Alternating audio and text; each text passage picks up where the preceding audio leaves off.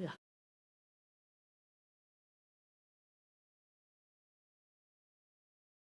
Siéntate aquí, por favor.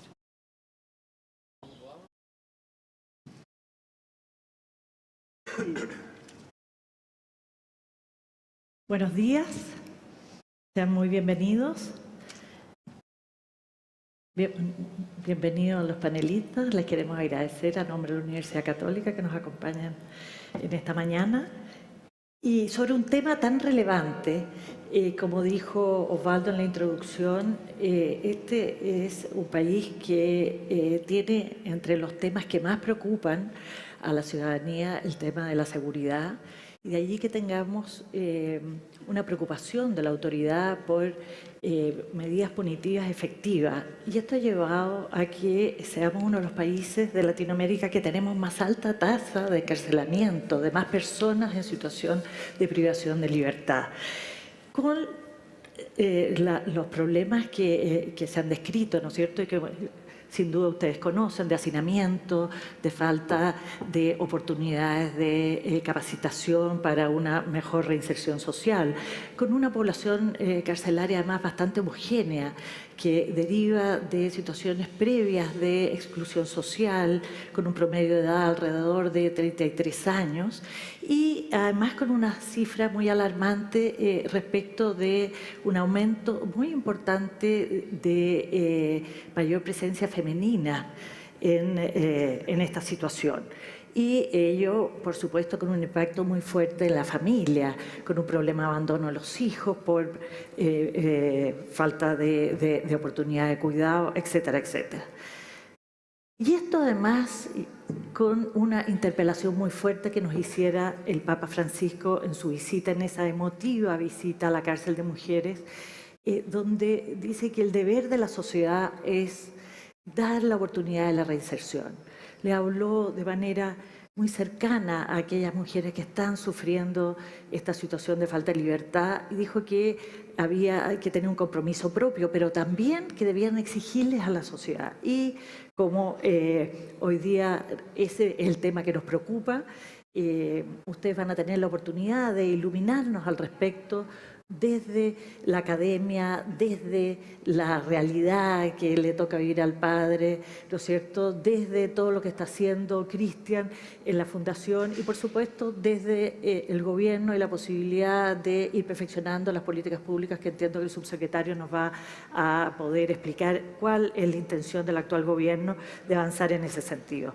Así que sin más, yo les quiero dar la palabra a ustedes. Ahí tenemos un semáforo, así que voy a confiar en el semáforo, pero también voy a tener que intervenir yo en casos extremos. Tienen 7 minutos para sus exposiciones o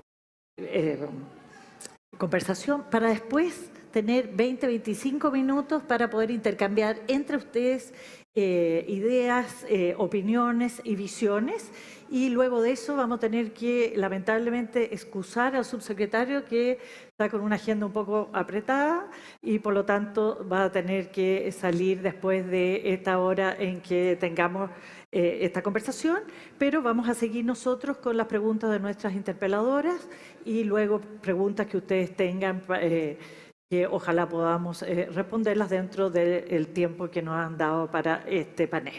Sin más, le doy la palabra a Cristian Briones, que es el fundador de la Fundación Dimas. Cristian. Muchas gracias. Hola, muy buenos días a todos los presentes. Ya está el tiempo. Bueno, voy a hablar yo de un poco de la cultura delictual o de la subcultura delictual. ¿Y por qué yo voy a hablar de esto? Bueno, porque estuve 18 años en la delincuencia, 10 años en la cárcel, muchas veces en el Sename. Así que quiero un poquito transmitir eso.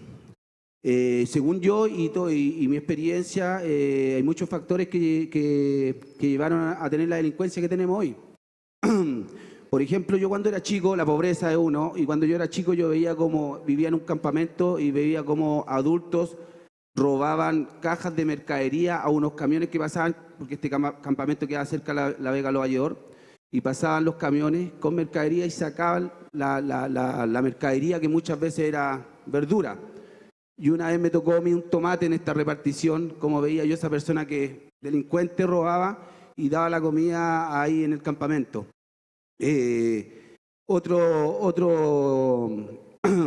Otra circunstancia de tener esta delincuencia, creo que el Sename también, la que tenemos hoy, porque yo estuve hace 26 años en el Sename y en ese tiempo no habían personas profesionales que cuidaran a las personas, a los niños que estaban ahí. Entonces, como no eran profesionales, no tenían las herramientas para guiar de buena forma a los niños. Y en conflictos entre niños los hacían pelear, ellos mismos te pegaban, y ahí se arraigó la cultura delictual, la violencia y todo esto es lo que tenemos ahora, que esos niños que estuvieron ahí hoy en día están en la delincuencia. Y la cárcel, obviamente, que también es un factor también de tener la delincuencia que tenemos, de la violencia. En la cárcel sabemos todos que el Sename es la escuela y la cárcel es la universidad de la delincuencia. Salí deshumanizado de ese lugar. Yo en la cárcel probé la droga que nunca había probado ni en la calle, así que es bien. Y otra, obviamente la droga también, el factor de la delincuencia que tenemos hoy.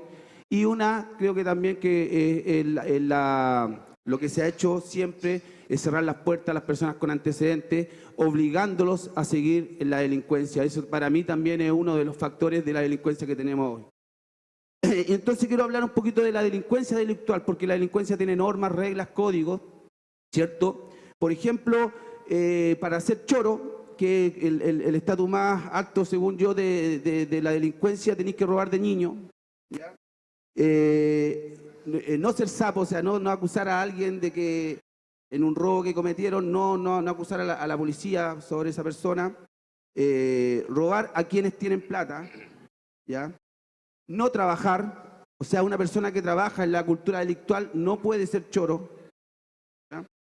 Ese dato es súper importante, porque cuando una persona va a conseguir trabajo es porque quiere dejar atrás el mundo delictual. Entonces, porque va a ser rechazado. Yo fui choro dentro de la cárcel, y si yo robara, cayera preso, ya no sería choro, porque trabajé. Eso es súper importante. Andar bien vestido y ojalá poder fugarse de alguna comisaría, de cualquier, son distintas, de alguna cárcel, del Sename. Eso te ayuda a subir más grado la delincuencia. Existen dos tipos de delincuentes: el choro, que tiene todos estos requisitos que nombré yo, y el doméstico. El doméstico es el que roba en las poblaciones. El doméstico es el que anda todo sucio, el que le roba el tendido a la vecina, el que roba en su casa. Ese es mal mirado dentro de la cárcel y normalmente son los pérquines. Después, cuando caen presos, son los pérquines o los perros bomba, o muchas veces se van a los hermanos evangélicos, donde pueden estar más tranquilos. Bueno, como dije, hay varias categorías de delincuentes. Está el choro, que cumple con todos estos requisitos. Está el perro bomba. El perro bomba, el que es una especie de Perkin, pero lo manda el que tiene que pegar dentro de la cárcel. Entonces yo soy choro, le mando a pegar al otro, pégale. Y le pegan, ojalá de aquí para arriba, una puñalada a donde le llegue, en el ojo, ojalá, según cómo se vive ahí adentro. Está el Perkin, el que lava los platos, la ropa y todas esas cosas. Está el perro guatón. El perro guatón es el que ¿cómo se llama? Está bien, pero tiene que mandar a buscar cosas para la calle. O sea, mandar a buscar un teléfono, droga, mandar a buscar comida y esas cosas. Y él puede estar tranquilo por ser perro guatón. La cultura delictual es muy violenta. Las cárceles obviamente te hacen ser muy violento. Yo salí con más de 20 puñaladas de la cárcel, 30% quemado. Tú dentro de la cárcel no podés pelear a combo si soy choro. Tú tenés que pelear a puñaladas. Por eso salí con todas esas puñaladas. Parezco colador. Y cuando las personas salen de la cárcel, culturizan también en su población, que ya es una cultura dentro de la cárcel, porque salen. Yo cuando salí, por ejemplo, yo era choro, recibía muchas personas del castillo. Entonces cuando yo salí, todos sabían que el flaco Cristian era choro dentro de la cárcel y recibía todo. Entonces yo contando en la esquina de la población donde había niños, grandes, gente, oye, yo hice esto, y mostraba las puñaladas, mostraba las quemaduras. De repente cuando salía a robar y llegaba con mi robo, mostraba el robo, lo que había hecho, cómo lo había hecho. Inconscientemente iba culturizando a estas personas que estaban ahí, y así se va masificando y arraigando lo que es la delincuencia. Y la cárcel ayuda a esto. En la cárcel se crean las palabras, por ejemplo, no sé, andar con la pera, patear el naranjo, estáis haciendo banca, todas esas cosas, todas esas palabras se aprenden dentro de la cárcel y después se masifican afuera. Hay una cultura, hay personas que están viviendo dentro de esta subcultura, que tiene todas estas normas y reglas. Tienen que ser intervenidas de esa forma. No es lo mismo una persona que nunca estuvo en la sociedad, otra que estuvo. O sea, ¿a qué me refiero? Todos hablamos de reinserción y muchas veces, y en la gran mayoría, de inserción. Porque cuando yo estuve en lo que es la delincuencia, estuve metido en ese mundo solamente. Nunca había sacado carnet, nunca había trabajado, nunca había hecho ningún trámite. Mi mundo era cárcel, cename, delincuencia, droga, calle. Ese era mi mundo. Cuando me inserto en la sociedad, saco carnet, hago trámite, veo que tengo beneficio, empiezo a trabajar, me inserto en la sociedad. Entonces, de esa forma tienen que ser intervenidas las personas, sabiendo de que viene de una subcultura delictual. Y tiene que ser mucho más profundo la intervención para poder sacarlo y obviamente darle la oportunidad. El tiempo es súper corto, pero ¿qué le podemos hacer? Hasta ahí llegué.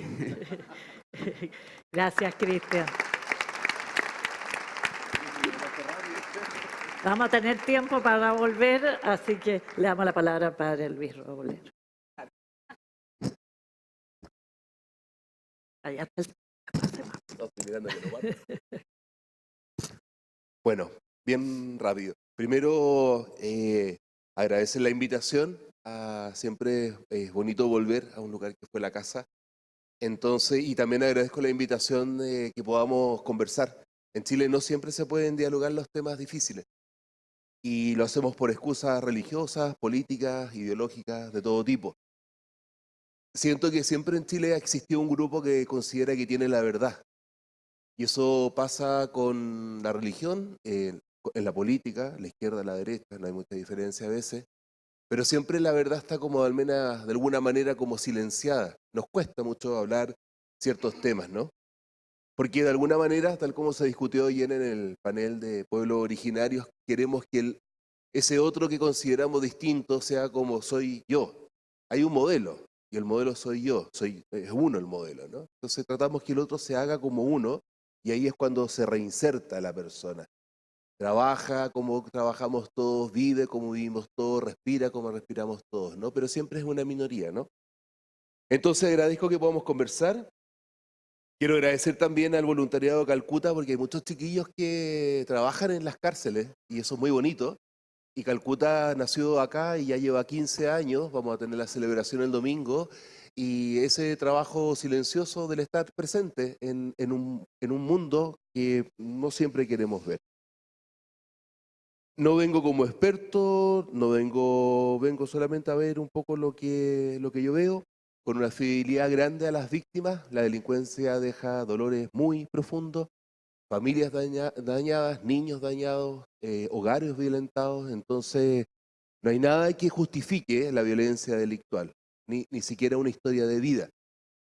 Pero sí tenemos que hacer un esfuerzo intelectual por comprender para poder reparar. Pero hay que decir que hay una fidelidad primera a quien ha sido objeto de la delincuencia o de la violencia delictual.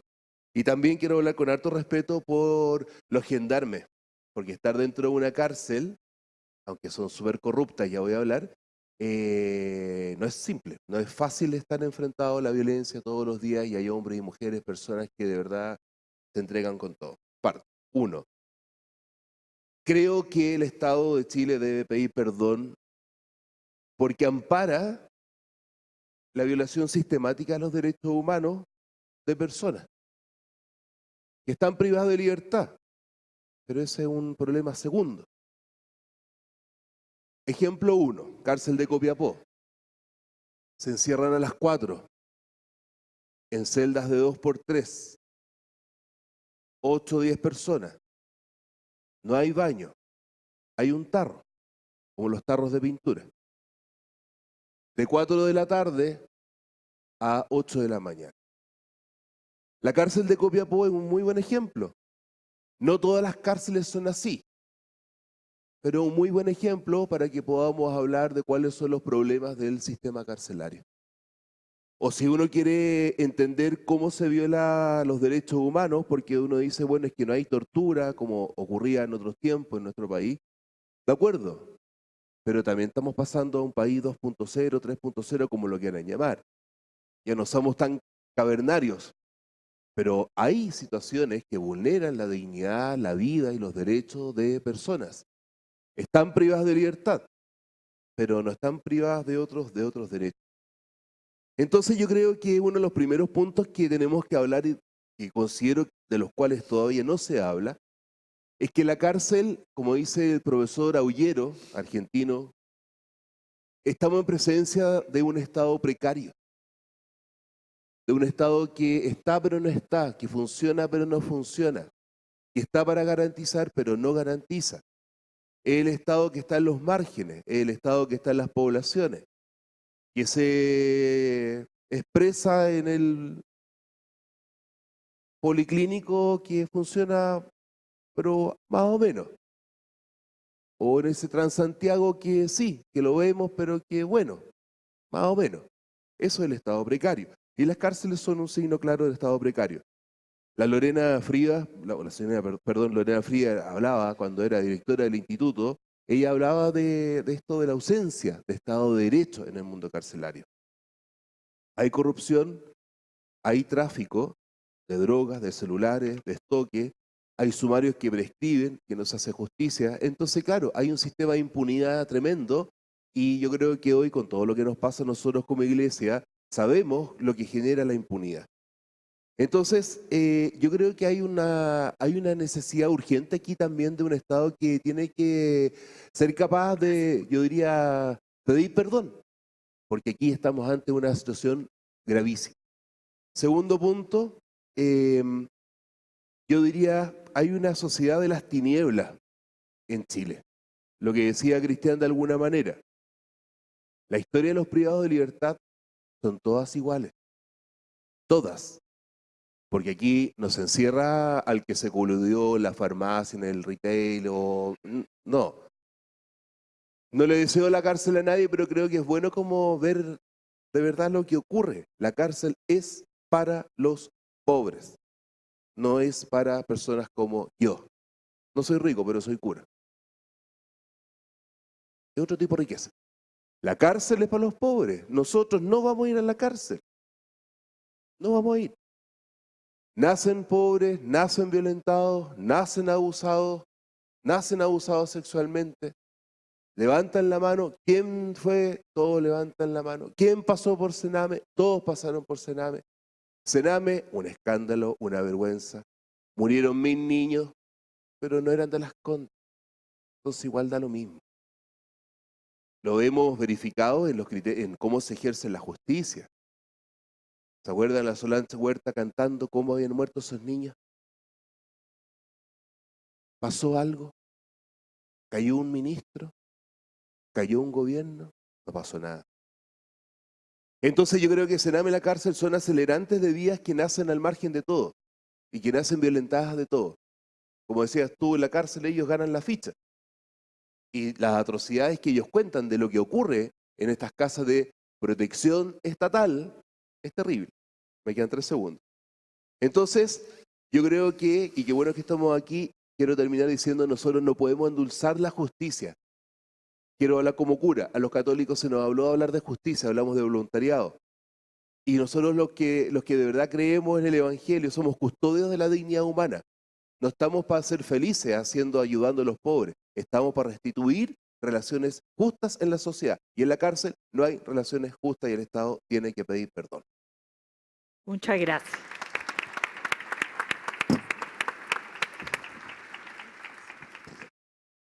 María Elena Santibáñez. ¿Aló? Bueno, muchas gracias por la invitación.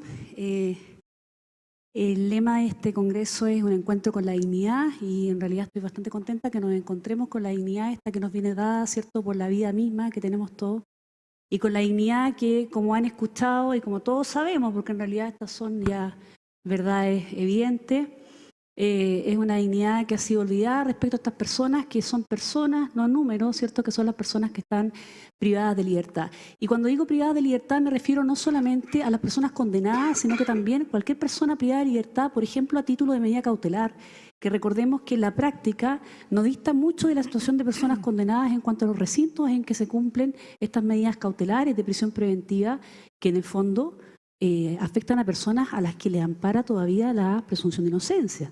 Entonces, la verdad es que no nos olvidemos también de esas personas que están privadas de libertad. Yo creo que nadie que haya conocido la cárcel, bueno, nos contó Cristian el ejemplo en primera persona, el padre Robledo trabaja en la cárcel. A mí me ha tocado bastante ir a la cárcel por el trabajo que desempeño, porque toda la vida me he dedicado al área penal. La verdad es que siempre yo le digo a mis alumnos, probablemente sea lo más cerca del infierno que uno pudiese conocer, ¿cierto? Y mirándolo desde afuera. ¿Qué les quiero decir con esto? Que en el fondo a cada uno de nosotros probablemente la cárcel corresponda a un elemento disuasivo. Y en ese sentido, efectivamente, genera este efecto, que es el que se busca por parte de las sanciones privativas de libertad, que es generar temor, ¿cierto?, respecto a la sanción frente a una conducta contraria al ordenamiento jurídico.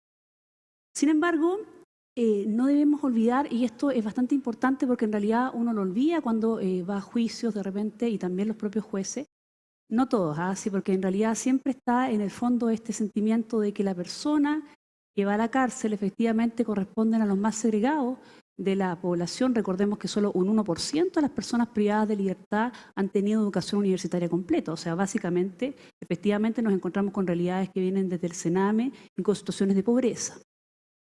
Yo quiero llamar la atención sobre una cuestión que también es por todos conocido. La inmensa mayoría de los delitos por los cuales las personas están privadas de libertad son delitos contra la propiedad. ¿Qué nos dice eso respecto a nosotros como sociedad? Una sociedad que encarcela esa clase de delitos, que en el fondo muchas veces responden a un conflicto social. Entonces también los factores que llevan al... yo tenía una presentación que quería mostrar, pero bueno, en algún minuto me la pueden poner. Los factores que llevan al encarcelamiento probablemente sean muchos, sin embargo, no debemos desconocer que esto, que sean los delitos contra la propiedad, los que más, ¿cierto?, la mayor cantidad de personas que están privadas de libertad, nos da cuenta justamente de lo que decía el padre que tiene que ver con esta situación de pobreza. Por eso cuando hablamos de reinserción, en realidad, como bien dice Cristian, debiésemos hablar de inserción, ¿cierto? No de reinserción, porque son personas que han estado deprivadas la inmensa mayoría durante toda su vida. Entonces, quiero hacer una pregunta que es intencionada para todos nosotros, para el panel y para cada uno de ustedes y en general para toda la sociedad. ¿Qué hemos hecho nosotros respecto a esta realidad que conocemos, qué estamos haciendo y qué vamos a hacer en el futuro respecto de la misma? Porque la verdad es que no podemos permanecer frente a una cuestión que está a nuestro lado, ¿cierto? Que es una realidad que corresponde a un infierno y que afecta a personas que son... personas que tienen dignidad igual que cada uno de nosotros. Fíjense que yo aplaudo que sea este panel, probablemente veo que hay bastante gente, pero probablemente sea un tema nada popular, ¿sí? Si yo voy a hablar de seguridad pública, probablemente esto se va a llenar, ¿sí? En cambio, si hablo del condenado, en realidad no es tanta las personas dentro de la sociedad que se van a preocupar de esto. Porque en realidad no vende, ¿cierto?, el tema de condenados. ¿Cuánto voy a ganar votos desde el punto de vista político cuando me presente señalando nuevas políticas de reinserción para condenados? Tal vez no, versus si hablo de seguridad pública.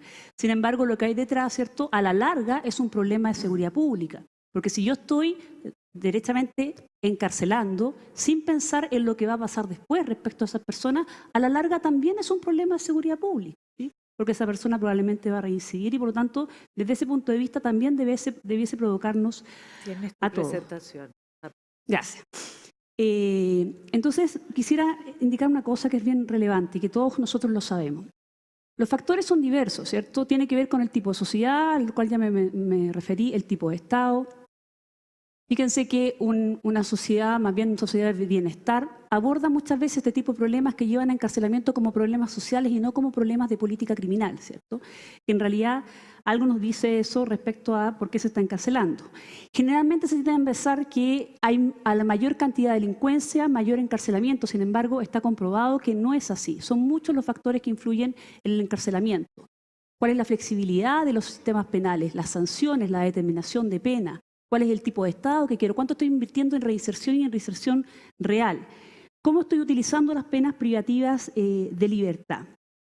Sin embargo, el recurso a la sanción penal evidentemente que es una cuestión que no podemos dejar de desconocer como una necesidad, ¿sí? Por eso nosotros hablamos, los penalistas, ¿cierto?, de la pena como una amarga necesidad, la amarga necesidad de la pena, ¿sí? Pero esta amarga necesidad que nos va a acompañar siempre, como decía Limena, el delito es a la sociedad como la enfermedad a la vida. La verdad es que debiésemos, sin perjuicio de tratar de considerar la pena, ¿cierto?, como un mal necesario, no debiese llegar a la altura de transformarlo en un bien absoluto, que es lo que estamos haciendo como sociedad. Porque si uno pregunta, ¿cierto?, en general, a la sociedad, en términos generales, ¿qué es lo que usted quiere respecto a una persona que comete un delito? ¿Qué es lo que dice? No quiero la huida, no quiero que esto lo resuelva el derecho penal, ni siquiera eso, lo que quiero es cárcel para esa persona. O sea, al parecer, el único elemento, ¿cierto?, que parece válido como respuesta al sistema penal es la pena privativa de libertad. Y entonces lo que yo quiero contarles es que en realidad existen muchas alternativas a la pena privativa de libertad, que era lo que quería hablar, pero no voy a alcanzar, pero básicamente, si ustedes se fijan, hoy día, afortunadamente, estamos en un escenario bastante mejor que el que existía hace 10 o 15 años, ¿cierto? Y hoy día entonces tenemos tasas de privación de libertad bastante menores a las que existían antes. Hubo un periodo, ¿cierto?, que está ahí graficado, no sé si alcanzan a ver, pero corresponde más bien al año 2004, en que se acercan bastante las penas de cárcel y las penas, digamos, en libertad. Sin embargo, hoy día tenemos, con estadísticas del año pasado, 60.375 personas cumpliendo penas en libertad versus 27.119. Sigue siendo un número considerable y sigue manteniéndonos hoy día dentro de los países con mayores tasas de encarcelamiento. Pero para eso entonces existen muchísimas alternativas a la prisión que ya no voy a alcanzar a mencionarlas, pero espero mencionarlas después. Muchas gracias, María Elena.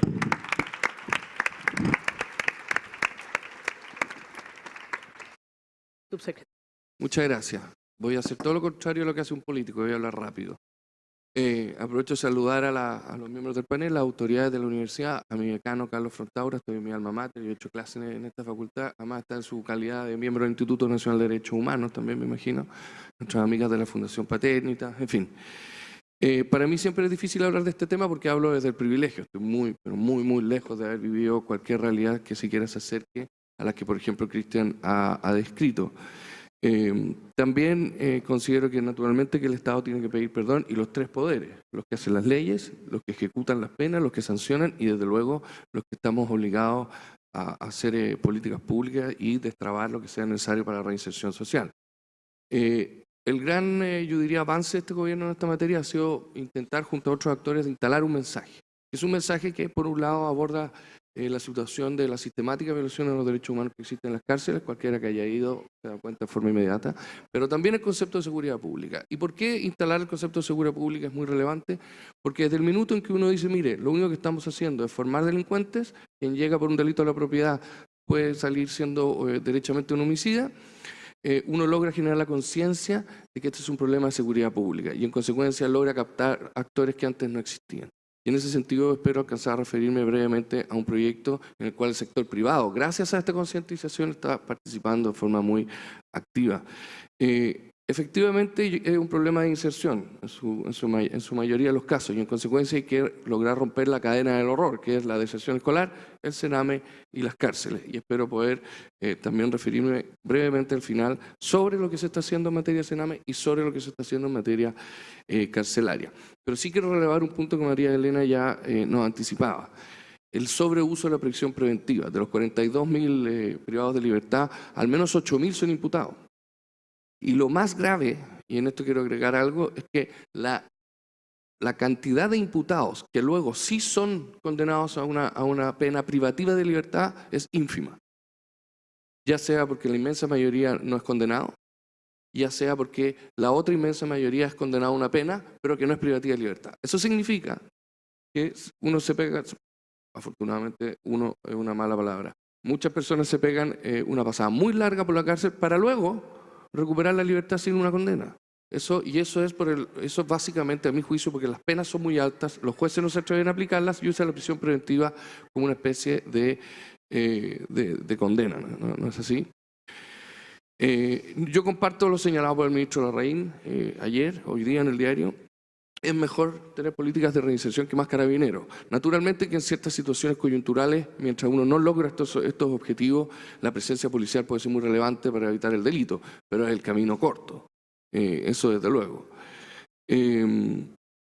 Ahora, ¿cómo intentamos nosotros hacernos cargo de este problema como gobierno? Primero, transmitiendo que esto es un problema de seguridad pública. Uno le tiene que decir a cada uno lo que quiere escuchar. Al Instituto Nacional de Derechos Humanos uno le tiene que decir que este es un problema de derechos humanos.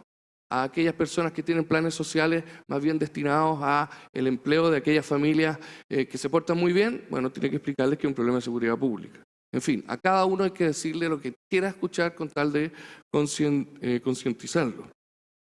Ahora bien, nuestro principal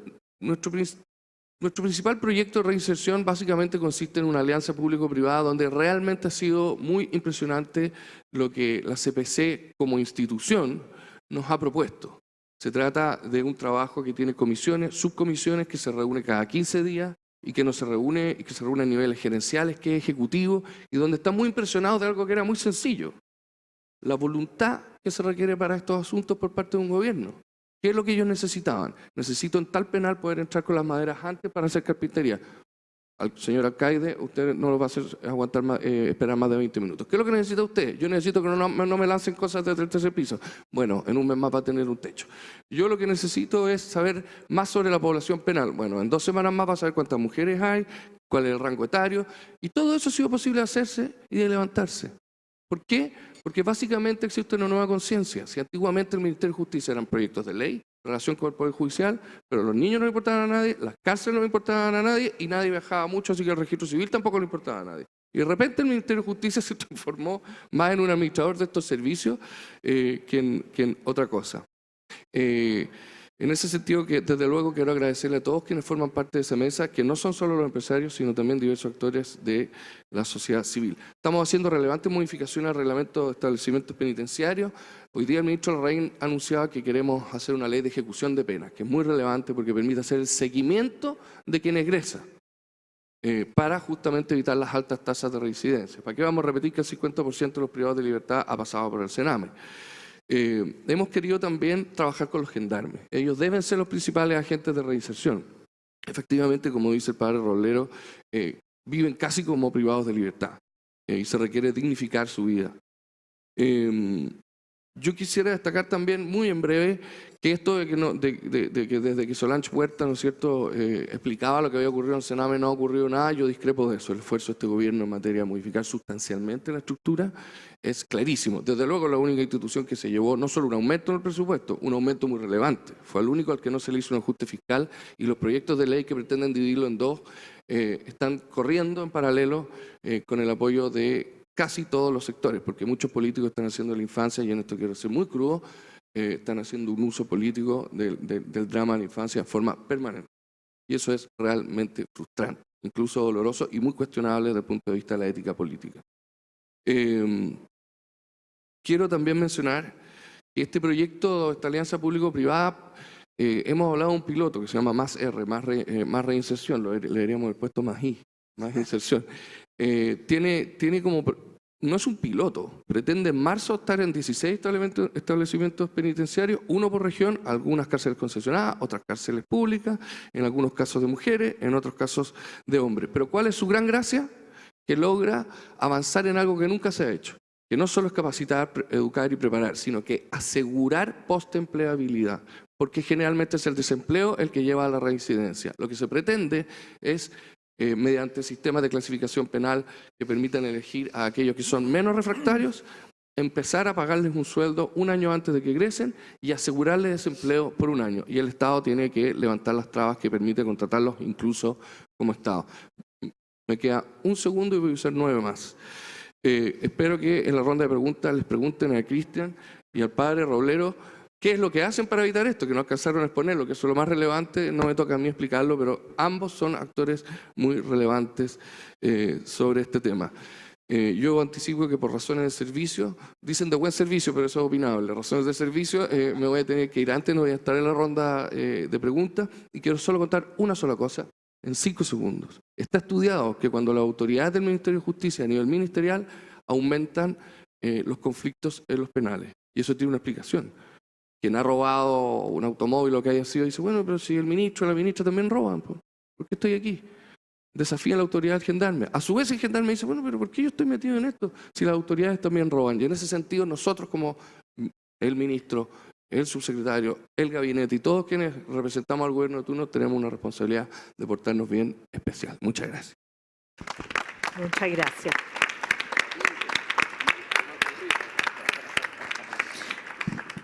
Yo quería que iniciáramos esta conversación y por favor que sea conversación, intervengan todos y con interrupciones programadas. Pero quería partir nomás, solo, Cristian, ya que el centro es la dificultad de la reinserción o de la inserción, ¿cuál fue el punto de inflexión que te hizo cambiar la vida? Que creo que es muy importante tu experiencia porque hablamos de realidades y que dónde tenemos que poner la atención. Bueno, todos tenemos una persona significativa, una persona un familiar, un amigo, y creo que mi hija fue un primer factor principal, pero antes hubo el padre Nicolás Vial. El padre Nicolás Vial dentro de la cárcel me dijo, yo confío en ti, y fue el único que me miró a los ojos y me dijo, yo quiero ayudarte, yo quiero saber de ti, quiero conocer tu historia. Se interesó por mi persona. Ninguna institución que yo pasé se interesó por mi persona. Ni el Sename, ni Carabinero, que fui torturado por Carabinero, fui torturado por la PDI a los 15 años, me pusieron la corriente. Por Gendarmería tampoco me trató como persona. Vaya al juez, al abogado, y tiene tantos casos que apenas te pregunta, oye, tu nombre y por qué venís. Y pasáis al juez y todo lo que digáis puede ser en tu contra. Entonces, cuando me miraron como persona y me creyeron en mí, yo dije, aquí hay una oportunidad y la busqué. No al principio, ay, cambié de una, porque uno viene de una cultura delictual donde habla con mucho garabato, donde es impulsivo, donde habla fuerte, donde es violento, donde está acostumbrado a robar. Entonces, no fue que maravilla. Claro, me caí incluso me caí, pero me volví a parar y encontré el camino y pude salir adelante gracias a las oportunidades que me dieron. Y esto es seguridad pública, esto es sacar a las personas de la delincuencia, es seguridad pública. Porque yo salía a robar 100 días al año, por ejemplo, con 2 víctimas. Son 200 personas al año que tenía como víctimas, personas víctimas directas. Porque si yo le robo acá al subsecretario, al super subsecretario, él es víctima directa y todos los que estamos acá son víctimas indirectas, porque quedan todos asustados, quedan todos, entonces, víctimas directas. Entonces, eso, llevo 10 años sin delinquir, son 2.000 personas que no han sido víctimas porque yo pude salir adelante. Entonces, eso fue lo que me ayudó y logró el cambio que lo que he hecho ahora. Gracias. Muchas gracias. Así que, bueno, obviamente también Dios. O sea, el primer Dios, porque Dios de verdad me ha ayudado un montón y creo que la religión dentro de las cárceles es muy, muy, muy importante. Y estamos luchando por un pabellón católico, que espero que aquí el subsecretario, el padre Luis Robledo, también me pegue un abanito, porque queremos hacer un pabellón católico dentro de la cárcel y creo que la religión cambia contexto y obviamente la espiritualidad, creer en Dios, también es una herramienta. Y estamos luchando eso, ojalá que se pueda, Gendarmería nos pueda abrir la puerta porque ahí estamos trabados. En Colina 2. ¿Quién quiere complementar? No. Yo creo que tenemos que ponerle ojo al Estado. Y que estamos aquí en la Facultad de Derecho. El Estado se nos está corrompiendo. Y los chilenos somos buenos y chilenas para dejar que las cosas sigan ocurriendo, porque decimos, bueno, pero mira los argentinos, los brasileños, ¿me entendían? Entonces como que... Pero hay fuertes síntomas de corrupción. Y yo creo que aquí, y con mucho respeto, porque comparto con Juan José que están haciendo cosas buenas y que podemos dialogar sin que te pase nada después. Pero yo creo que cuando un servicio se utiliza para un bien particular es muy grave. Porque la plata deja de ir al usuario. Se invierten 700.000 pesos por cada privado de libertad, pero al privado de libertad le llega 100 y todo lo otro queda en otras cosas. Entonces, bacán el Mandela y los pabellón católico. Bien, pero vamos al fondo. Yo creo que nos cuesta hablar del fondo de los problemas. Nosotros como iglesia estuvimos años hablando y al final del día el Papa un solo guaracazo y nos dijo, vayan a mirar eso. Ahí está el problema. Aquí también nos pasa lo mismo. Tenemos un Estado que se empieza a corromper gravemente. Tenemos miles de millones perdidos. Tenemos un servicio que no se dedica a lo que tiene que hacer. Entonces, ojo, ¿me entiendes? Son las causas estructurales o los ajustes estructurales que producen una mejor vida. Entonces, claro, yo creo en todo lo que se está haciendo, pero creo que hay que ir un poquitín más abajo y más al fondo de problemas estructurales que tenemos. A María Elena. Bueno, igual que gratificante escuchar a Cristian en realidad, porque es un ejemplo palpable lo que estamos señalando, esto de invertir en seguridad pública. Yo quisiera decir lo que no pude decir respecto al tema de las alternativas, ¿cierto? Que es un poco lo que habló el subsecretario y que en realidad yo en realidad veo con muy buenos ojos lo que está haciendo hoy día el Ministerio de Justicia, sin perjuicio que siempre se puede hacer más. Pero quisiera llamar la atención sobre las modificaciones que vienen en el Código Penal en esta materia, que suponen cambios importantes. En realidad yo estaba bastante contenta ahora que se dio a conocer el anteproyecto. Estábamos bastante suspicaces, sobre todo las mujeres, ¿cierto? De cómo venía ese proyecto. Y la verdad es que en materia de pena es bien interesante lo que viene, porque justamente mis alumnos saben que yo siempre he promovido mucho esta sanción que por fin se va a recoger, al parecer, en nuestro sistema, que permite ponerle un poquito más de justicia al tema penal, y es justamente la utilización de la multa como pena, ¿cierto? Como pena con bastante poder, porque se transforma ahora en una multa como una sanción justa. ¿A qué me refiero? Hoy día la multa se aplica por igual al sujeto privado de libertad, que probablemente no tiene, ¿cierto?, cómo hacer frente a esa multa, y al sujeto que es condenado por delitos mucho mayores, ¿cierto?, para los cuales esa multa probablemente no signifique nada. Hoy día, por fin, espero que en esa materia por lo menos esto salga, se contempla el sistema de días multa, o sea, la persona va a ser condenada por lo que es ingreso diario de esa persona. Y entonces ahí tenemos una fuente de ingreso importante. Ahora sería interesante que esa fuente de ingreso, efectivamente, como decía el padre Roblero, se vaya directamente a lo que es el sistema de intramuros, ¿se fijan? Y lo otro es todo el resto de las penas alternativas, que la verdad es que si ustedes ven, uno sigue pensando hoy día que la cárcel es probablemente lo que representa la mayor cantidad de personas condenadas. Sin embargo, ven que no representa la mayor cantidad de personas condenadas. Lo que sí yo quisiera hacer un punto tiene que ver con lo siguiente. Viendo cómo han evolucionado estas sanciones alternativas, lo importante para la población, porque pensemos en una política pública que efectivamente actúe con sentido de realidad. La cárcel siempre va a ser necesaria probablemente respecto de ciertos delitos, ¿ya? Hay delitos que claramente requieren una intervención mucho mayor y probablemente un seguimiento, ¿sí? Yo en particular me dedico a los delitos sexuales y en general yo hago un distingo respecto de esa clase de ilícitos. No así tal vez que respecto de delitos contra la propiedad y menos respecto de delitos en que no haya violencia involucrada. Pero lo que quería hacer el punto tiene que ver con penas alternativas o sanciones alternativas que dejen de ser sanciones alternativas, que también lo trae el proyecto de ley, y se transformen en sanciones principales. ¿A qué me refiero con esto? Quiero dar solamente un ejemplo. Yo voy mucho a juicio oral y cuando llega al juicio oral y la persona es condenada a menos de 5 años y le digo a la víctima que represento, este sujeto fue condenado a libertad vigilada intensiva. Y entonces, ¿qué hace la persona? Casi que llora, ¿cierto? Como que queda con la sensación de que en realidad no pasó nada, ¿sí? En circunstancias que esas sanciones en realidad deben ser validadas. Si yo las pongo en el Código Penal, como es el proyecto de ley que debiese, espero salir, las pongo como penas principales, o sea, la persona sabe que esa es la sanción que va a tener si comete un ilícito, efectivamente se legitima. Y por otro lado, me gustaría, y en eso yo espero que el Ministerio de Justicia esté haciendo algo, algo para validar estas sanciones, me gustaría que efectivamente estas sanciones en libertad puedan ser explicadas a la sociedad no como una sanción alternativa, ¿cierto? No como el premio, sino que como una verdadera intervención a esta persona. Recién decía el subsecretario de Justicia cuántas personas hay privadas de libertad a título de prisión preventiva que luego quedan sin sanción, ¿sí? Esas personas en realidad no debieron haber pasado un día preso, porque un día preso significa desde el punto de vista de socialización, o sea, una tremenda brecha.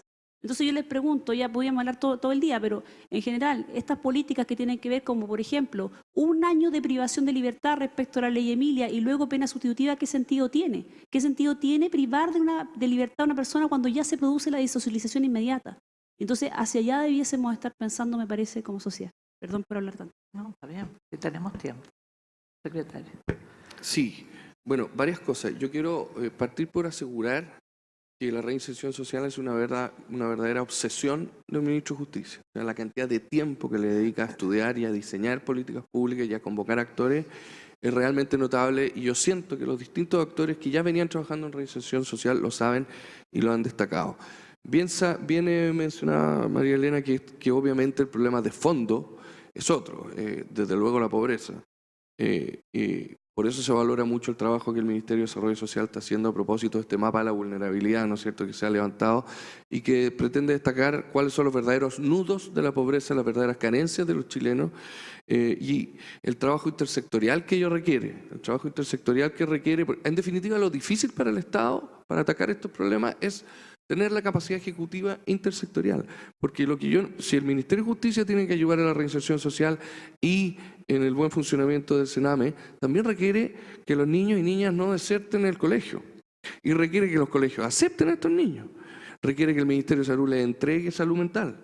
Ese trabajo intersectorial es realmente muy difícil y esa es la piedra de tope para atacar el fondo del asunto, y ese es el esfuerzo que hay que hacer, que se está plasmando en proyectos de ley y en algunas exigencias que el presidente ya le ha pedido a cada uno de los ministros. Ha transformado casi que a la directora del Sename en el jefe de los ministros en una serie de materias con tal de que esa coordinación ocurra. En materia de corrupción hemos hecho algo bastante único cuyos resultados todavía no conocemos. Amén de que existe un acuerdo especial con Contraloría para fiscalizar a Gendarmería, a su vez hemos hecho con su conocimiento del Contralor, y perdonen que sea tan técnico, pero una auditoría al Sename y a Gendarmería que se va a conocer de aquí a unos 3 meses. ¿Cuál es la gracia de esta auditoría? Es una auditoría que usa una tecnología nunca antes usada, que permite cruzar RUTs, nombres, direcciones, y eso se va a enfocar en licencias, sumarios. Hay 5.000 sumarios sin resolver y hay 20.000 funcionarios, y además licitaciones y tratos directos. Lo que pueda aparecer de ahí, veremos. Se van a levantar 120 hallazgos por 24 meses hacia atrás en cada una de estas instituciones. Yo destaco también que la multa sea una nueva pena en sí misma, va a ser pena accesoria, pero también pena principal dependiendo del caso, y hace diferencias naturalmente respecto a los beneficios que se han obtenido. Y finalmente, y con esto termino, es una redundancia ahí. Este Código Penal que estamos presentando tiene una gran gracia y un gran desafío comunicacional, es que rebaja las penas. Vaya a explicarle usted a la población que vamos a rebajar las penas. Tenemos que explicarle que las vamos a rebajar porque van a haber penas efectivas. Eso en consecuencia va a liberar el flujo de privados de libertad que están en calidad de imputados. Se va a dejar de usar, esperamos, la prisión preventiva como pena. Entonces va a haber una pena efectiva proporcional a las penas. Y aquí el problema que tuvimos es que las penas son muy altas y los jueces con justa razón les tiritan la mano antes de aplicarlas y usan la prisión preventiva de manera muy injusta, inconstitucional y que atenta contra cualquier lógica, ¿no es cierto?, del uso de la prisión preventiva. ¿Y qué otro efecto muy perverso genera esta lógica? La de la prisión preventiva por 1 o 2 años y la no aplicación posterior de la pena, una falsa sensación de puerta giratoria, lo que aumenta la sensación de delincuencia. ¿Por qué? Porque las personas dicen, ¿cómo? Al final fue absuelto, pero si estaba preso antes y después fue absuelto, y estuvo preso 1 año y la pena eran 10 años. Y se produce este efecto pernicioso de falsa sensación de puerta giratoria, sin perjuicio que alguna puerta giratoria existe, porque muchos refractarios entran y salen de los penales de forma muy frecuente. Así que eso, esperamos la ayuda y la colaboración para este Código Penal. Qué bueno que le gustó, María Elena. Sí, pues. Así que muy bienvenida. Esa es la gracia. A ver si lo dicen fuerte y claro. Gracias. Hay otro tema que es bien sensible. Sí, por Comentar un favor. poquito, lo que pasa que creo que las penas alternativas tienen que ser... Hay muchas personas que están en la droga y roban para conseguir droga. Entonces, la pena no tiene que ser la cárcel. La pena tiene que ser un centro de rehabilitación donde ellos puedan dejar la droga. Yo primero dejé la delincuencia y no robé más y trabajé, y eso me limitó para seguir robando, porque como les dije iba a ser rechazado por los delincuentes por trabajar, y después fue la droga la que me tuve que dejar, y la droga pude salir adelante y ahí recién me descubrí como persona. Entonces las penas alternativas con estas personas que están en consumo de drogas no deberían ser la cárcel, sino que un centro de rehabilitación donde ellos puedan cambiar su vida a través de esto. Y creo que también para atacar bien de raíz el tema de la delincuencia, obviamente hay que hacer una intervención en los colegios. En los colegios los profesores, los que están ahí, las personas están la mayor tiempo de su vida o la mitad del tiempo del día en el colegio, el profesor puede detectar ahí quién es el niño que tiene algún tipo de problema. Atenderlo con una dupla y ir a la casa y empezar a meterse en la casa, qué está pasando, poniendo presión, que hagan bien el trabajo como familia, no sé. Yo creo que ahí hay que identificar la educación, donde podemos identificar a los niños antes que salgan del colegio y se entren al Sename. Ahí podemos, porque la familia de repente naturaliza las conductas de violencia, de consumo, de delincuencia, porque están inversa en una subcultura delictual que es la población. Eso es lo que quería más o menos decir como para la... Gracias.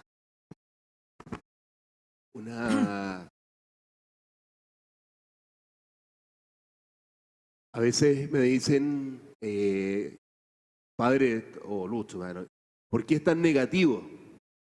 Y yo le digo, ese problema no lo sufro yo, lo sufren otros. Y la realidad, lamentablemente, es así. En la cárcel uno ve mucha sangre y muerte, es fuerte. Es como cuando murió el chiquillo Zamudio y tomamos conciencia de lo que estábamos haciendo con aquellos que no eran heterosexuales.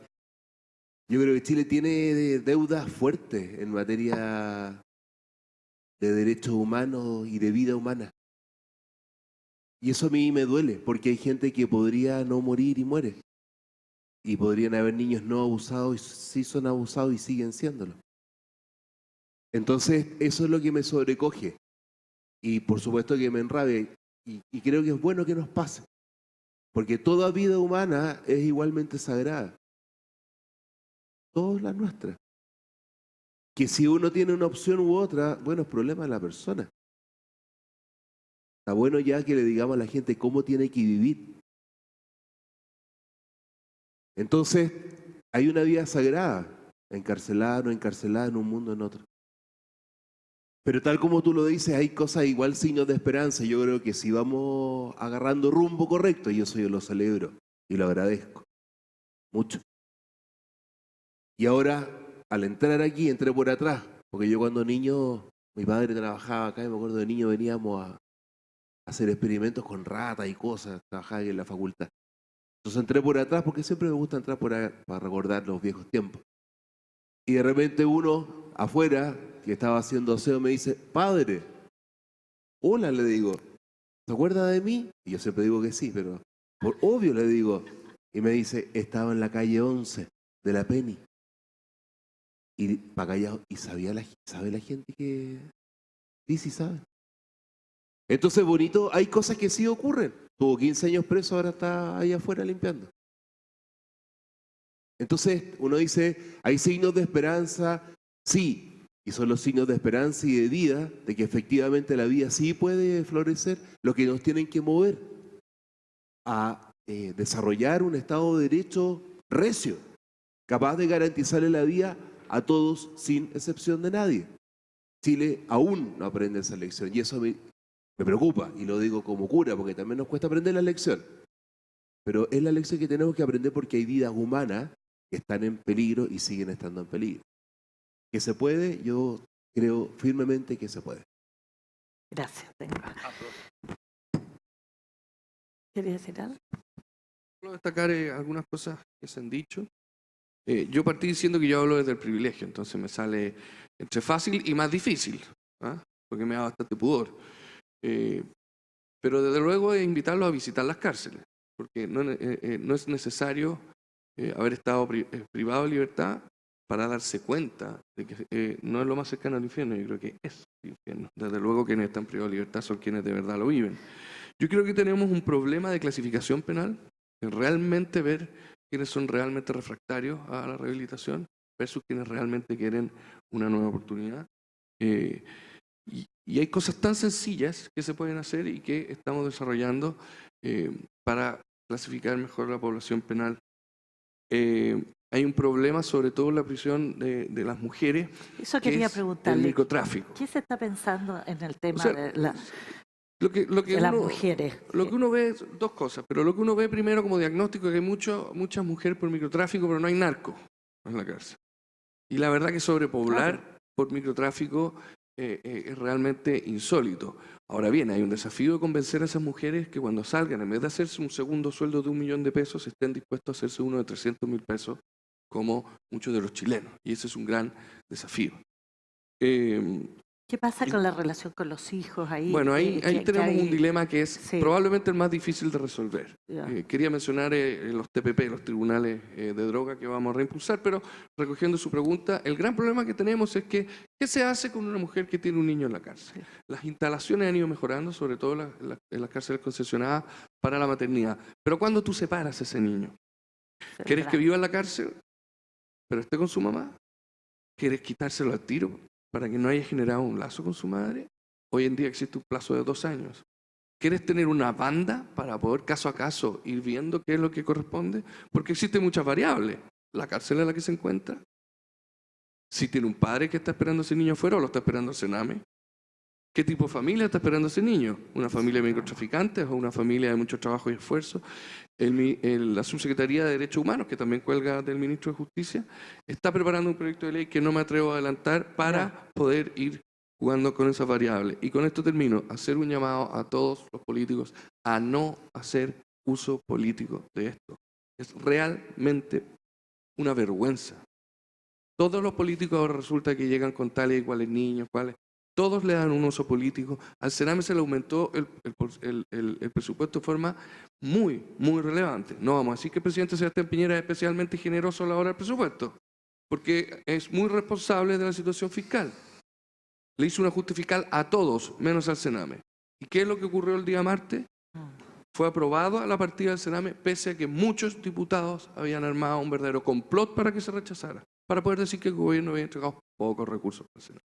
Y como estas son situaciones que tanto el ministro como yo vivimos todos los martes. Realmente se está transmitiendo que a la mitad de los chilenos no importan los niños y a la otra mitad de los niños quiere que le vaya, a la otra mitad de los chilenos quiere que le vaya mal a los niños.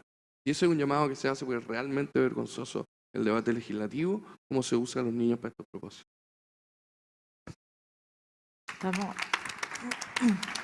Nos quedan unos minutitos, no sé si tienen algo que agregar, María Elena.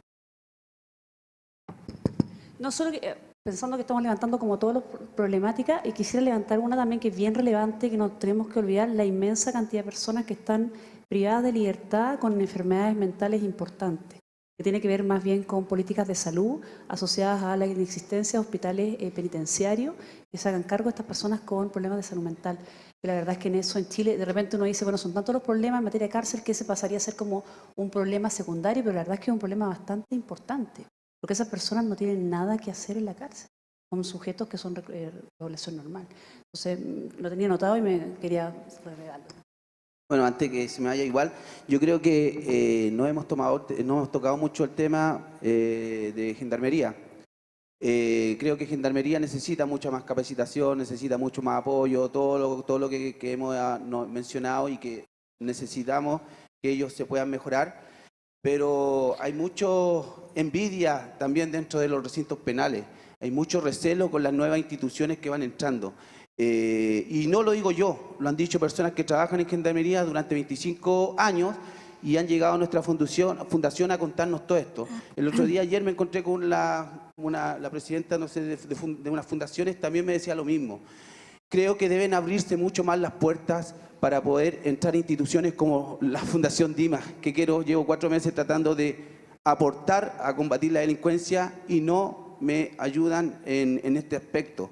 Creo que hay que abrir las puertas.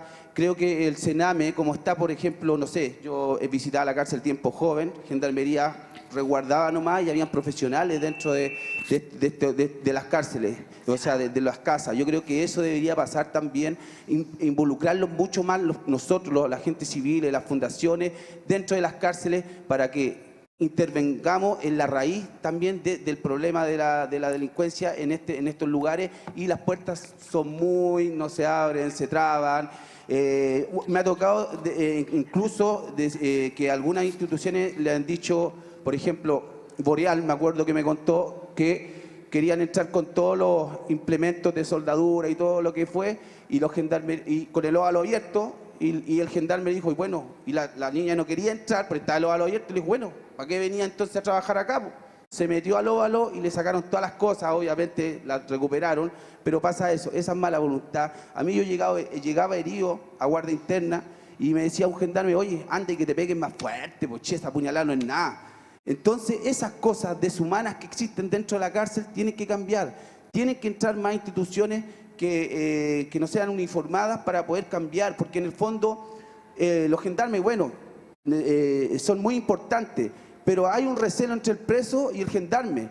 Entonces, un preso no se va a abrir así, ay, gendarme. O sea, no se va a abrir como para poder ser intervenido. Sí se va a abrir con personas que no tengan un uniforme. Y creo que la diferencia quizás es, hay que hablar de eso, porque las trabas que pone Gendarmería no pueden poner esas trabas y hablan que necesitamos sectores, que quieren que necesitamos apoyo, que esto es de todos, pero cuando uno quiere, espérese, aquí, que se olvidan, que pasa esto, que no sé qué, y eso es lo que quería hablar. Yo creo que Gracias. hay que profesional mucho más Gendarmería. Muchas gracias.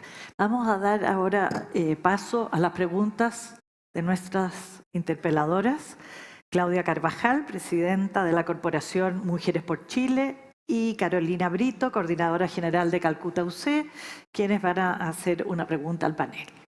Muy buenos días y muchas felicitaciones por el Congreso. La verdad que es una temática extraordinaria y que nos da la oportunidad además de estar acá presente. La pregunta, la verdad que traía, ya está absolutamente contestada, pero igualmente la voy a hacer y la voy a vincular precisamente con el objeto que tiene nuestra corporación, que va en relación al fortalecimiento de las mujeres en los ámbitos de discusión social, pública, económica y cultural. Y este tema de la privación de libertad, si bien es cierto el Congreso lo trata en términos generales tanto para hombres como para mujeres, la pregunta iba en relación en general, pero ahora lo quiero especificar para las mujeres, si es que la solución a todos los casos de comisión de delito iba o no por la privación de libertad, que yo creo que ya se ha hablado bastante sobre esto. Y especialmente entonces ahora bajando el tema de las mujeres, nos preocupa de sobremanera el cuidado de los hijos cuando las mujeres son privadas de libertad. Conocemos la temática, hemos trabajado con mujeres también privadas de libertad que han dejado a sus hijos. Se supone muchas veces a cargo de los parientes, cosa que no se da con regularidad, los niños son bastante abandonados. Y bueno, y todo lo que eso puede significar, ¿no? Directamente quizás llegar al Sename, quizás en la mejor situación, quizás ni siquiera eso. Entonces, eso es. Queríamos darle esta importancia y saber además si Chile está preparado con una estructura actualmente como para poder tener una pena alternativa distinta que sea la privación de libertad. Muchas gracias. Gracias. María Elena. Sí, bueno, sí, yo creo que he comentado un poco la gran cantidad de alternativas que hay. Me faltaron algunas en realidad, pero, por ejemplo, la prestación de servicios en beneficio de la comunidad, que en el fondo supone, ¿cierto?, generar ingresos. Me parece que hoy día es una sanción que ha tenido un uso prácticamente nulo en el sistema actual. Entiendo que el Código Penal nuevo la trae fortalecida y yo creo que esa es una muy buena alternativa en los casos de privados de libertad. Ahora, respecto a mujeres, que es la pregunta que hacía, muchas gracias por la pregunta, La verdad es que sí, a mí me preocupa sobremanera el tema de los niños, porque en el fondo tiene que ver con infancia, ¿sí? Y creo que en el caso de mujeres me parece que la privación de libertad sí que tiene que ser el último recurso, ¿ya? La verdad es que, como decía su secretario, el hecho de que tengamos la inmensa mayoría, porque si uno ve estudios que se han hecho documentados respecto de cuando se le pregunta a usted por qué ha delinquido, ¿cierto? La mayoría tiene que ver con delitos contra la propiedad y en el caso de mujeres fundamentalmente por microtráfico, pero en el fondo la argumentación es la misma, ¿cierto? Y todas responden más bien por aumentar el ingreso al el ingreso familiar. Entonces, por lo mismo, yo creo que debiese haber una distinción respecto de mujeres que cometen ilícitos, que está absolutamente esto documentado, no tienen el mismo nivel de peligrosidad que respecto de varones y además representan un porcentaje bastante menor. ¿Qué pasa con esos menores? Efectivamente, cuando decía a lo mejor la mejor alternativa es Sename, yo creo que nunca la mejor alternativa es Sename, lamentablemente. Yo particularmente, este tema no es, tiene que ver más bien por una cuestión personal, pero yo creo que también falta acá, bueno, el tema de cuidados, digamos, cuidadores tal vez personales, no tanto institucional, pero también a mí la verdad es que he hecho bastante de menos hoy día una ley de adopción, ¿sí? Que sea una ley de adopción real, o sea, que efectivamente permita, ¿sí? Permita que existan más menores que estén en situación de vulnerabilidad tremenda, ¿sí? Que a lo mejor efectivamente uno parte de la creencia que efectivamente es un niño querido por la madre y no necesariamente así. Pueden haber muchos casos que sean así y se espera hoy día hasta que el niño sea muy mayor, ¿cierto? Para efectos de darlo en adopción. Yo creo que esa es una alternativa a la que no hay que, en primer lugar, evidentemente, tratar de mantener el cuidado y tal vez un espacio separado dentro de las mismas cárceles. Y lo mismo que decía su secretario, hay que ver cuál es la institución en que están estas personas privadas de libertad. Pero quiero hacer una referencia al tema de menores, ya que hizo a mí una cuestión que me preocupa bastante, más que los menores que están al cuidado de las mujeres que están privadas de libertad, tiene que ver con los menores que son llevados a visitas carcelarias. La verdad es que ahí la situación de inseguridad de los menores es tremenda, ¿ya? Yo cuando era directora de delitos sexuales me tocó efectivamente llevar hacer denuncias a Gendarmería por violaciones cometidas durante episodios de visitas en cárcel. Entonces me parece que el tema de menores vinculados al sistema carcelario, que uno piensa en la persona que está privada de libertad, es un tema tremendo, que tiene que ver no solo con niños que están al cuidado, sino que también esta situación de niños que van a visitar a sus padres que están en... Gracias. El padre quiere Sí, entran agregar algo. niños a las cárceles, eso es una realidad. Hay sistemas de visita donde se comparte la visita con la visita íntima, o sea, la visita de la familia con los camaros que se llaman, y sabemos que entran niños a prostitución. A veces son entrados por complicidad familiares, uniformados, pero entran hoy, no hace 10 años. Entonces sí ocurre. Segundo, los chiquititos en las cárceles están súper bien cuidados, ¿eh? Eso es también tienen sus jardines infantiles, viene el búho escolar, salen de la cárcel, los llevan al jardín de la esquina. Es bonito ver cómo se les cuida. Hay muchos otros efectos de la carcelación, pero creo que en general los chicos dentro están súper bien cuidados y también ayudan mucho como a humanizar el espacio, ¿eh? De repente vienen 20 los cabros, los 20 a pasear. Entonces eso no es para que no nos hagamos cargo del problema, pero un poco cómo viven ellos dentro. Pero sí, en el tema de la mujer, yo me pregunto, sin justificar 1 milímetro la delincuencia, 1 milímetro. Pero sí me pregunto por qué una mujer que microtrafica es más peligrosa, porque la meten a la cárcel, que uno como yo, que estudió en un colegio particular, que fue a la universidad y que tiene un posgrado y que hace enredos para ganar más plata. ¿Por qué ella es más peligrosa? Si la meto a la cárcel es porque es peligrosa, le meto 3 años, no la meto 2 días. Y al que tuvo privilegio lo mandan a clases de ética, como a repetir, no debo coludirme para no robar, no debo. Entonces, igual, claro, es como divertido, pero esa es la realidad. Unos van a Santiago 1 a pagar su prevención preventiva y otros van a Zapallar. ¿Pero por qué? Entonces, mantener este sistema dual en Chile, yo creo que le hace un daño tremendo a la justicia y a la equidad entre todos los chilenos y chilenas de nuestro país. La mujer pobre que no tiene educación, que microtrafica, que saca 600 lucas, como decía Juan José, sí, va a la cárcel. 3 años. Con todos los costos sociales que tiene para ella como mujer y para todo lo que tiene que ver con su entorno. ¿Me entiendes? Entonces, estamos ante dos tipos de sociedades que conviven en un mismo territorio. Eso yo lo encuentro gravísimo. Y eso ocurre en muchas materias, no solamente con el mundo de los privados de libertad.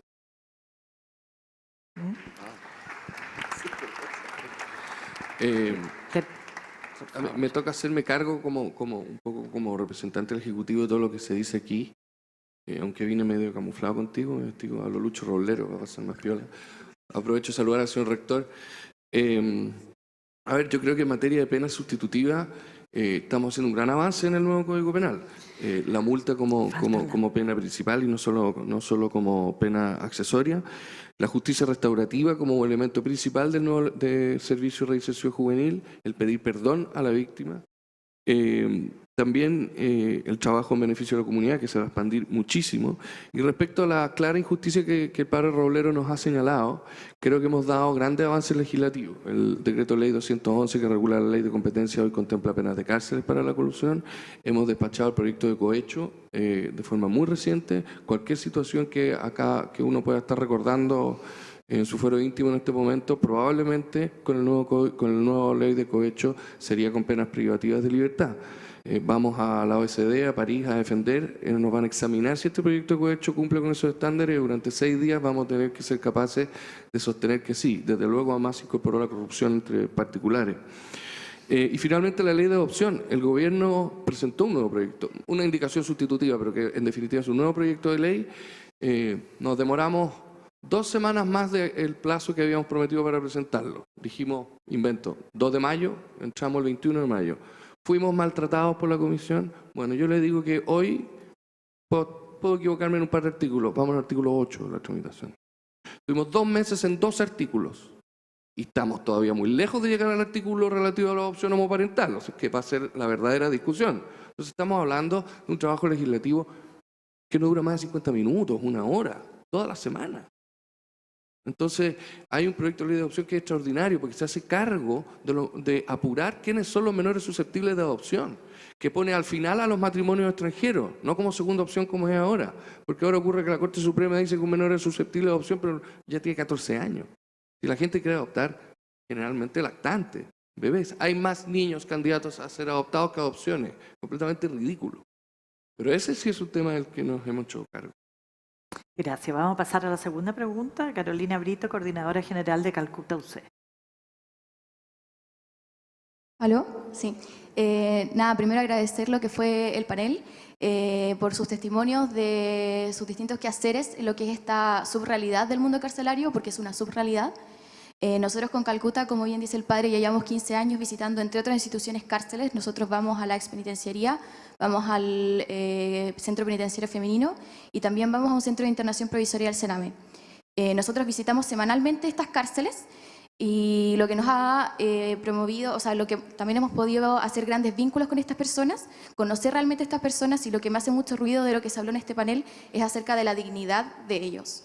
Estas dignidades olvidadas que nosotros buscamos reconocer para poder acompañarlos en el dolor. Me hace mucho ruido que y nosotros también que hemos visitado constantemente estas cárceles, yo también lo he visto, es muy difícil reconocer esta dignidad, primero que nada porque ellos han sentido que está olvidada, y segundo, porque objetivamente son personas que han hecho daño. Entonces, en este contexto, quería preguntarles, y también una pregunta que quizás a muchos les puede servir, porque el tema de la cárcel y el mundo carcelario también conlleva muchos prejuicios. Entonces, la pregunta es, ¿cómo ver la dignidad de una persona que objetivamente ha hecho daño o hace daño? ¿Y cómo podemos manejar este conflicto interior que se nos puede presentar? Gracias. ¿Quién quiere más? Parto porque había anunciado razones de servicio, he puesto buen servicio para retirarme. Hay un conflicto, y que no solo es un conflicto interno, es un desafío comunicacional. ¿Cómo le explico yo a alguien que quiero fomentar la postempleabilidad, asegurarle la postempleabilidad a quien está privado de libertad, y no a un chiquillo que no ha cometido ningún delito pero que no tiene pega? Desde la perspectiva de lo que hablábamos antes. Naturalmente que quienes están privados de libertad están viviendo en el infierno. Y quienes han vivido en el infierno merecen una segunda oportunidad, probablemente extra, así como hemos tomado otras políticas públicas para subsidiar ciertos tipos de empleo, ¿no es cierto? Y también desde la perspectiva de la seguridad pública. Probablemente asegurarle un trabajo a alguien que viene egresando una palabra alucinante para esta materia, ¿no es cierto?, como si egresara de la universidad. Quien viene egresando de la cárcel, asegurarle esa postempleabilidad es probable para la sociedad mucho más rentable que hacerlo con otros, llamémoslo, segmentos. Y aprovecho de decir que el Estado no es el único invitado a esto. Lucho hace un gran trabajo en los espacios Mandela, Cristian hace un gran trabajo a través de la Fundación Dimas, que él podrá explicar por qué se llama Dimas, que es muy notable el nombre, probablemente varios en esta facultad lo saben, el trabajo que hace María Elena, pero también a todos los que estamos aquí, muchos chiquillos y chiquillas que están yendo a la cárcel de esta universidad. Pero el otro día se le ocurrió a alguien, quiero decir que no fue idea mía, ¿por qué no ponemos un café, señor rector, en el campus San Joaquín, donde los productos sean elaborados por las mujeres del CPF, donde sean atendidos por el CPF? Lo uso solo como un ejemplo, pero se pueden hacer tantas cosas, sin contar el gran catering que hace la Fundación Paternita siempre aquí presente. Yo, por razones de servicio, los dejo, pero muchas gracias por la invitación. Muchas gracias, subsecretario, por acompañarnos.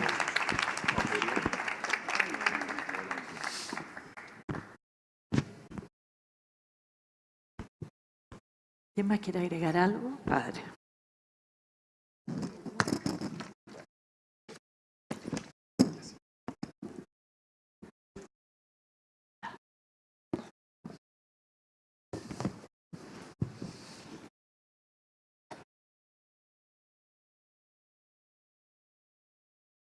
Sí, solo me pregunto, o sea, solo me interrogo y lo hago como sacerdote, ¿cuándo será el día en que terminemos de preguntarle quién es quién para poder respetarle su dignidad? Yo creo que ahí se nota el subdesarrollo de Chile. Porque Chile lo miramos desde el triángulo de arriba. Entonces, siempre le estamos preguntando al otro quién es, para ver si le respetamos su derecho o si tiene derechos. Ese es el problema de fondo. Cuando el Papa vino en la cárcel de mujeres les dijo muy fuerte, la dignidad no se toca, la dignidad se custodia, la dignidad se cuida. Pero no está la pregunta primera de quién eres tú para ver si respetamos tus derechos. Y Chile siempre tiene grupos castigados. Fueron los comunistas, fueron los estos, fueron los homosexuales, fueron los presos, fueron los mapuches. Y siempre vamos inventando caricaturas en torno a todo, que se comen las guaguas, que son flojos, que son borrachos. Entonces yo creo que Chile tiene un tema con la dignidad humana.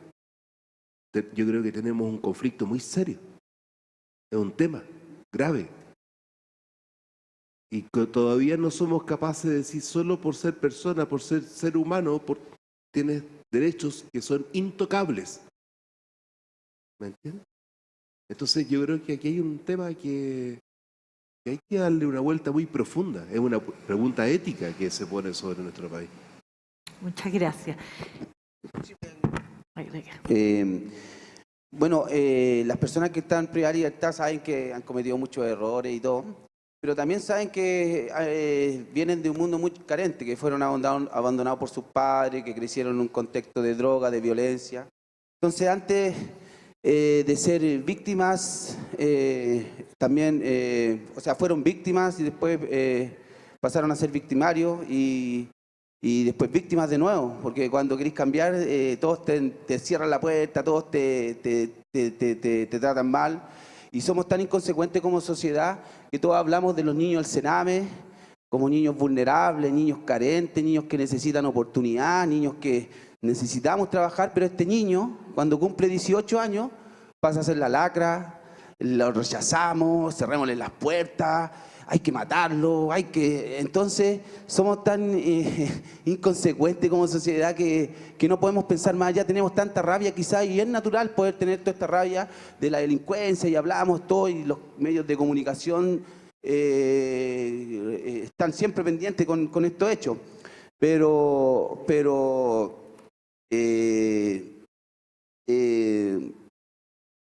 ¿cómo se llama? Necesitamos cambiar eso porque estamos siendo incluso hasta como masoquistas como sociedad y tan vengativos que somos masoquistas porque decimos, cerrémosle la puerta. ¿Y qué hacemos con eso cerrándole la puerta?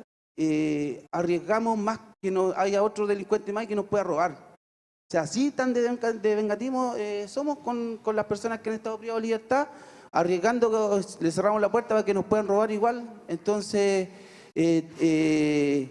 ya tenemos que pensar en otra forma, tenemos que pensar en que hacernos cargo de este problema con integración, con oportunidades, porque ya llevamos décadas invirtiendo y gastando un montón de plata en rejas, cárceles, alarma, guardia, seguridad, y no sé qué, y tanto, y nos llenamos de rejas nuestras casas, y no invertimos en oportunidad, no invertimos en poder sacar a las personas nunca, o sea, siempre se ha invertido en eso.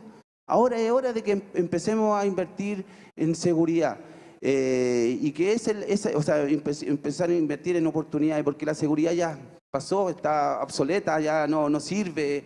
O sea, estamos ahí, ponemos una cámara, no, si tenemos una cámara, seguro que la cámara va a dejar de que roben. La cámara no deja que roben. Y ya la seguridad puede que te frene un delito, pero puede también que el delito se haga más violento.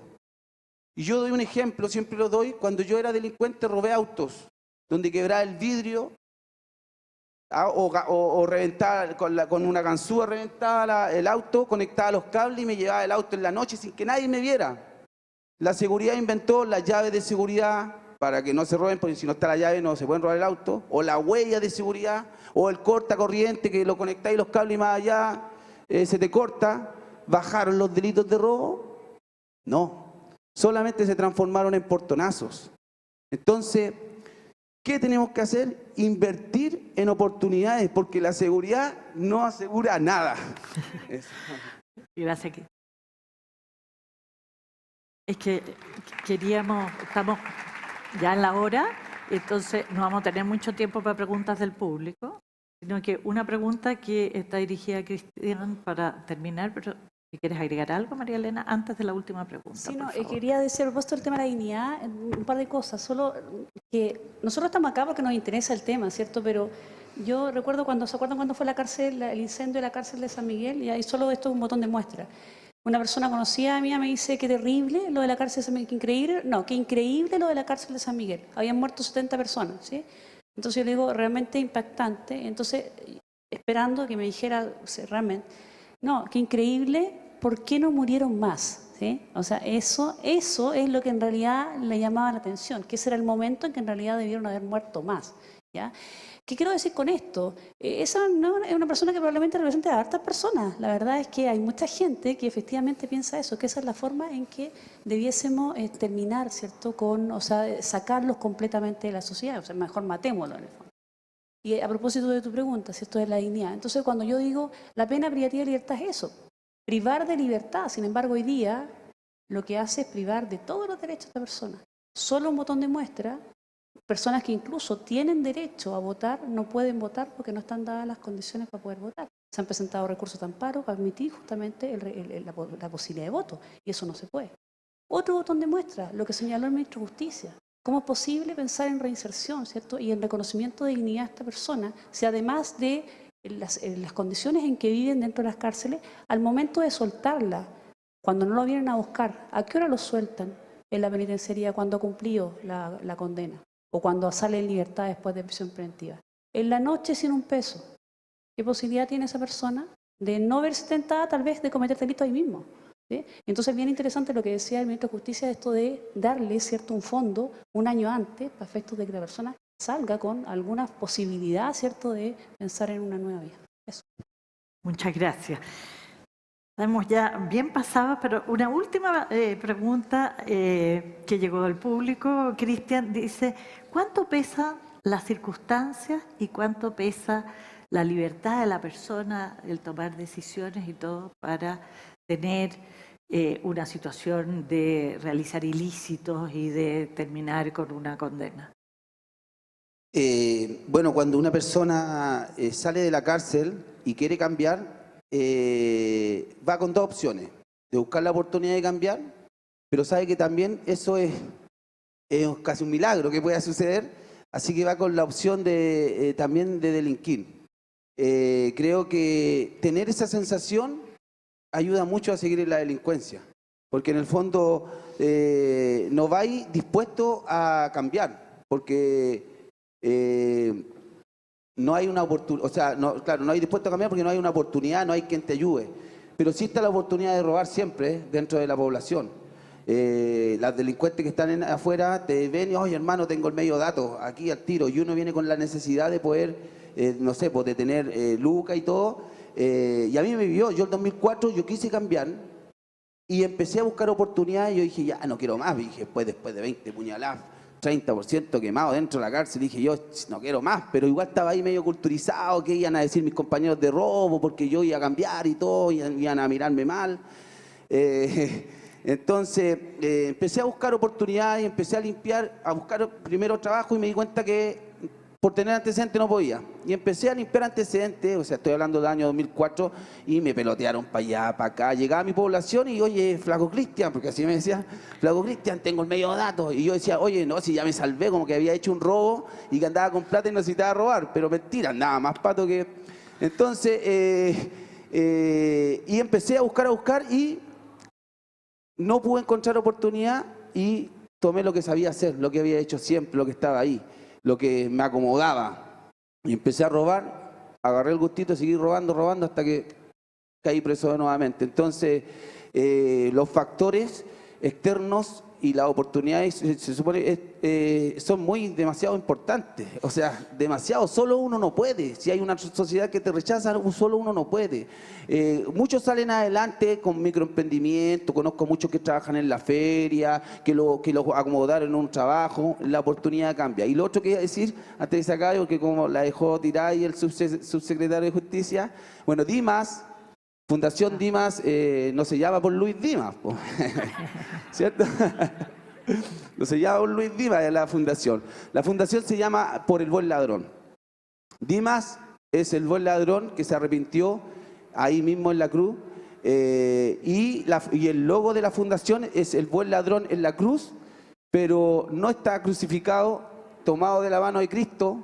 Cristo tampoco está crucificado, mirando al mal ladrón que sigue crucificado, digamos, mal ladrón, digámoslo, pero tendiéndole la mano, así, dándole la mano a Cristo y mirándolo. Una tremenda señal a la sociedad de que por qué si Cristo lo perdonó ahí mismo, por qué nosotros, a los creyentes sobre todo, que son la gran mayoría de los chilenos, no damos la oportunidad. Fue el primero que entró al reino de los cielos, un ladrón. Entonces, chuta, pensé un poquito más, pues entonces eso quería aclarar yo. Bueno,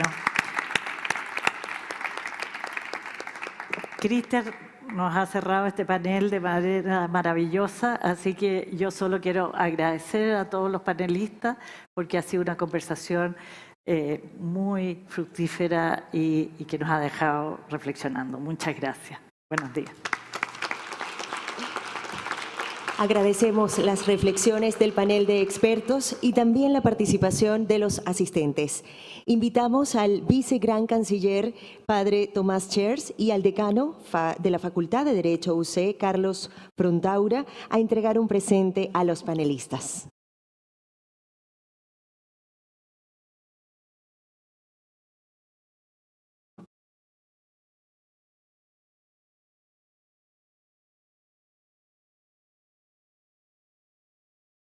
Y siguiendo con nuestro programa, les invitamos a tomar un café y a las 11:10 horas asistir a las mesas paralelas de ponencias que se llevarán a cabo en el Centro de Extensión